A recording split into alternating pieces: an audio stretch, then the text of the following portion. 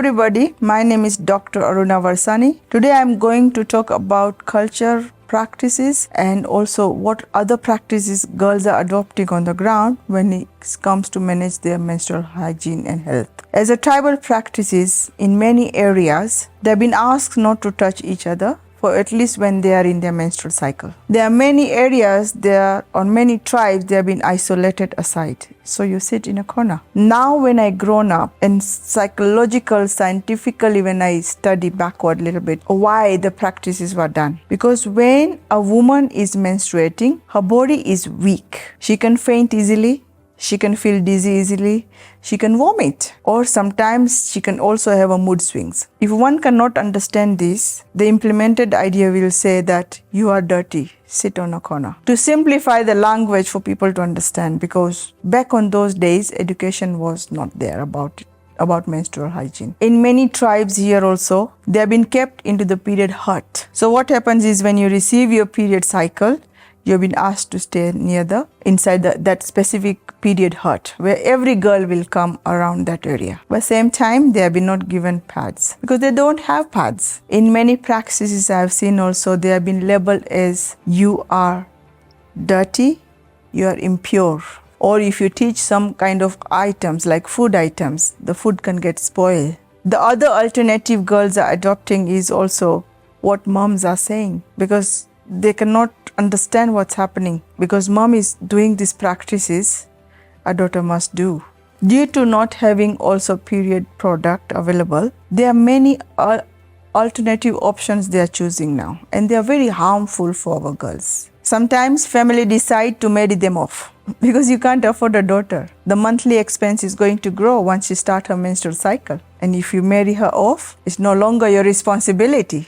Isn't it sad? I have seen a girl who is sitting on a matungi, a jerrycan where they cut the top part off and sit there for 4 to 5 days. It's still happening. This is not something I'm talking about off the book or somewhere I've heard. These are my own experience, especially when I've been on the ground and I've asked the people what exactly challenges they are facing. So you sit on that matungi for 4 to 5 days until you menstruate. There was one of the area I visited where they asked girl to go to stay near water stream area. And this was one of the Maasai land. Why you have to stay near water stream area? Because you can keep yourself clean, you can keep yourself washing all the time. But nobody is there to guard these girls. We all know the Maasai land is still exposed to the wildlife. So what happens is in the evening, when animal comes to drink water, they smell blood from miles away. And we all know in menstruation, you do have a discharge which is blood. We started noticing that our daughters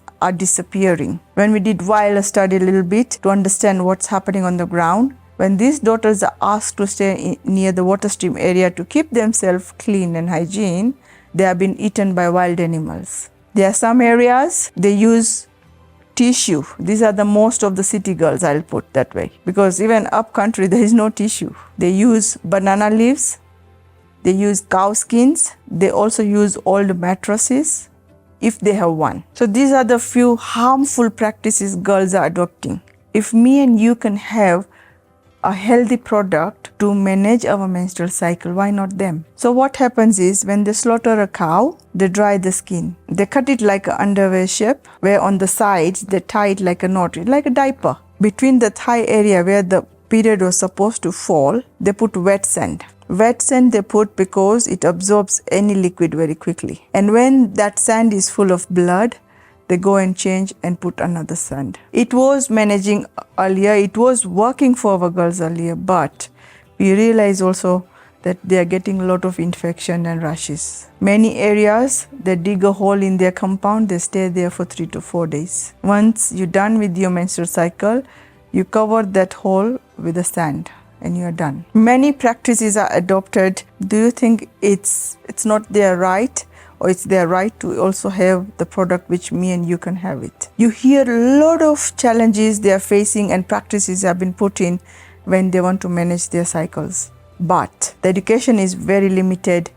Accessibility of product is also way far limited, I'll say. There is no kiosk in the area where they can sell these pads. That's why some of the counties which is bordering or maybe very strong sitting on a culture, girls opt for trade like sex for pads. Sex for pads is something not started recently. It's been happening years ago because those boda guys, the riders who can manage to go to the town to source some items for the family, and one of the item is pad for a girl. So they wait on the road and they ask this kind of assistant. But instead of taking money from a girl, he will opt and ask or demand for sex for pads. Isn't it sad? It's very sad when I see them this. It's very sad when you see the girls have been married off early. Very sad to see a girl is dropping out of school because not having a sanitary towel. The teen pregnancy is highly rated right now.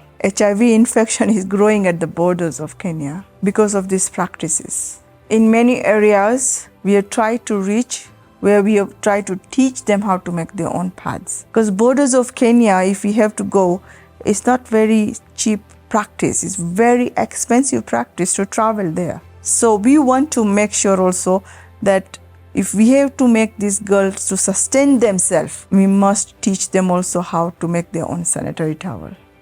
And there is no rocket science here. It's a very simple method of how to do some hemming stitching and some running stitching where overlocking your pad at the edge.